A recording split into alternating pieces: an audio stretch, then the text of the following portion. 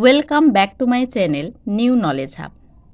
আজকে আমরা কবিগুরু রবীন্দ্রনাথ ঠাকুরের লেখা সহজ পাঠের দ্বিতীয় ভাগ পড়ব। আগের দিন আমরা এই পর্যন্ত পড়েছিলাম ক্লান্ত হয়ে পড়বে যেই। আজকে তারপরের অংশ আমরা পড়ব।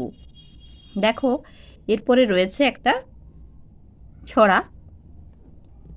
আমি যে রোজ সকাল হলে যাই শহরের দিকে চলে, তমিজ মিয়ার গরুর গাড়ি চড়ে। সকাল থেকে সারা দুপুর ইট সাজিয়ে ইটের উপর খেয়াল মতো দেওয়াল তুলি গড়ে। সমস্ত দিন ছাদ পিটুনি, গান গেয়ে ছাদ পিটোই শুনি। অনেক নিচে চলছে গাড়ি ঘোড়া।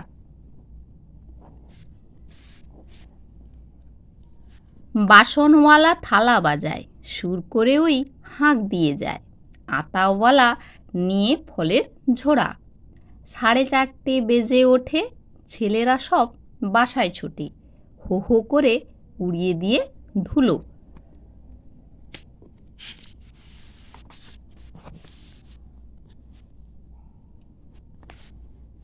রোদ্দুর যেই আসে পড়ে, পুবের মুখে কোথা ওড়ে। দলে দলে ডাক দিয়ে কাকগুলো। আমি তখন দিনের শেষে ভাড়ার থেকে নেমে এসে আবার ফিরে আসি আপন গাঁয়ে। জানো না কি আমার পাড়া, যেখানে ওই খুঁটি গাড়া, পুকুর পাড়ে গাজন তলার বাঁয়ে। আচ্ছা, এই ছড়াটাকে আমরা একটু এক্সপ্লেন করব। আমি যে রোজ সকাল হলে, রোজ মানে প্রত্যেক দিন, প্রতিদিন সকাল হলে কোথায় যাই না শহরের দিকে চলে যাই। কোথায় না কার গাড়ি চড়ে না তমিজ মিয়ার গরুর গাড়ি চড়ে। সকাল থেকে সারা দুপুর ইট সাজিয়ে ইটের উপর। সকাল থেকে সারা দুপুর কি করে না ইট সাজিয়ে ইটের উপর খেয়াল মতো দেওয়াল গড়ে তোলে। সমস্ত দিন ছাদ পিটুনি, সারা দিন ছাদ পিটিয়ে গান গেয়ে ছাদ পেটোই শুনি। ছাদ পিটিয়ে গান শোনায়। অনেক নিচে চলছে গাড়ি ঘোড়া। সেই ছাদ পিটুনি দেওয়ালের নিচে কি চলছে না গাড়ি ঘোড়া চলছে। আর কি হয় না বাসনওয়ালা থালা বাজায়। বাসনওয়ালা কি করে? থালা বাজায়। সুর করে ওই হাঁক দিয়ে যায়। সুর করে সে হাঁক দেয়। আতাওয়ালা নিয়ে ফলের ঝোড়া। আতাওয়ালাও ফলের ঝোড়া নিয়ে যায়। 4:30 বেজে ওঠে, 4:30 বেজে যায়, ছেলেরা সব বাসায় ছুটে। ছেলেরা সবাই বাড়ির দিকে ছুটে। হো হো করে উড়িয়ে দিয়ে ধুলো উড়িয়ে তারা বাড়ির দিকে রওনা হয়। রোদ্দুর যেই আসে পড়ে, রোদ্দুর যখন কমে যায়, পুবের মুখে কোথা ওড়ে। পুবের দিক থেকে দলে দলে কাকগুলো ডাক দিয়ে যায়। আমি তখন দিনের শেষে আমি কি করি না ভাড়ার থেকে নেমে আবার ফিরে আসি আপন গাঁয়ে। আবার আমি নিজের গ্রামে ফিরে আসি। জানো না কি আমার পাড়া, যেখানে ওই খুঁটি গাড়া। আমার পাড়াটা তোমরা কি জানো না? যেখানে ওই খুঁটি গাড়া রয়েছে, পুকুর পাড়ে গাজন তলার বাঁয়ে। পুকুর পাড়ে গাজন তলার বাঁয়ে আমার পাড়া। তারপরে রয়েছে দেখো,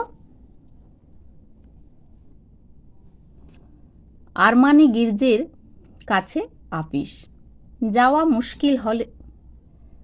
মুশকিল হবে। পূর্ব দিকের মেঘ ইস্পাতের মতো কালো, পশ্চিম দিকের মেঘ ঘন নীল। সকালে রৌদ্র ছিল, নিশ্চিন্ত ছিলাম।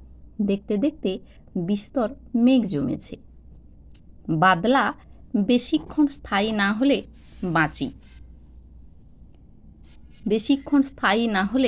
বাঁচি।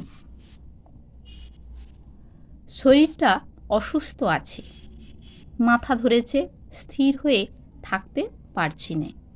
আপিসের ভাত এখনো হলো না। উনানের আগুনটা উস্কিয়ে দাও, ঠাকুর আমার ঝোলে যেন লঙ্কা না দেয়। বঙ্কিমকে আমার অঙ্কের খাতাটা আনতে বলো। দোতলা ঘরের পালঙ্কের উপর আছে। কঙ্কা খাতা নিয়ে খেলতে গিয়ে তার পাতা ছিঁড়ে দিয়েছে।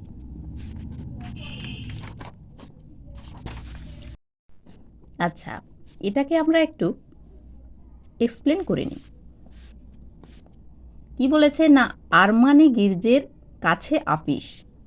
আরমানি গির্জের কাছে, তাহলে গির্জাটার নাম কি না আরমানি। আপিস মানে অফিস। যাওয়া মুশকিল হবে। পূর্ব দিকের মেঘ ইস্পাতের মতো কালো। পূর্ব দিকের মেঘ কীরকম না ইস্পাতের মতো কালো হয়েছে। পশ্চিম দিকের মেঘ কীরকম না ঘন নীল। সকালে রৌদ্র ছিল মানে রোদ ছিল, নিশ্চিন্ত ছিলাম, মানে কোনো চিন্তা ছিল না। দেখতে দেখতে বিস্তর মেঘ জমেছে। কি জমেছে না বিস্তর মেঘ জমেছে, মেঘ কালো হয়ে জমেছে। বাদলা বেশিক্ষণ স্থায়ী না হলে বাঁচি। বৃষ্টি যদি বেশিক্ষণ না থাকে তাহলে বেঁচে যাই। শরীরটা অসুস্থ আছে, শরীরটা অসুস্থ, মাথা ধরেছে, স্থির হয়ে থাকতে পারছি না, স্থির হয়ে থাকা যাচ্ছে না। আপিসের ভাত এখনো হলো না, অফিসের ভাত এখনো হয়নি। উনানের আগুনটা উস্কিয়ে দাও, উনানের আগুনটাকে উস্কে দাও। ঠাকুর আমার ঝোলে যেন লঙ্কা না দেয়। ঠাকুরকে বলা হচ্ছে যে ঝোলে যেন লঙ্কা না দেয়। বঙ্কিমকে কি বলা হচ্ছে না আমার অঙ্কের খাতাটা আনতে বলো। কি খাতা না অঙ্কের খাতা। দোতলা ঘরের পালঙ্কের উপরে আছে। অঙ্কের খাতাটা কোথায় আছে না দোতলা ঘরের পালঙ্কের উপর আছে। কঙ্কা খাতা নিয়ে খেলতে গিয়ে তার পাতা ছিঁড়ে দিয়েছে। কঙ্কা কি করেছে না অঙ্কের খাতাটা নিয়ে খেলতে গিয়ে তার পাতা ছিঁড়ে দিয়েছে। তো বন্ধুরা আজকের মতো এইটুকু। ভিডিওটি কেমন লাগলো অবশ্যই বন্ধুরা লাইক শেয়ার কমেন্ট করে জানাবে। আর নিত্য নতুন ভিডিও পাওয়ার জন্য অবশ্যই চ্যানেলটিকে সাবস্ক্রাইব করে দেবে। দেখা হচ্ছে পরের ভিডিওতে। আজকের মতো টাটা।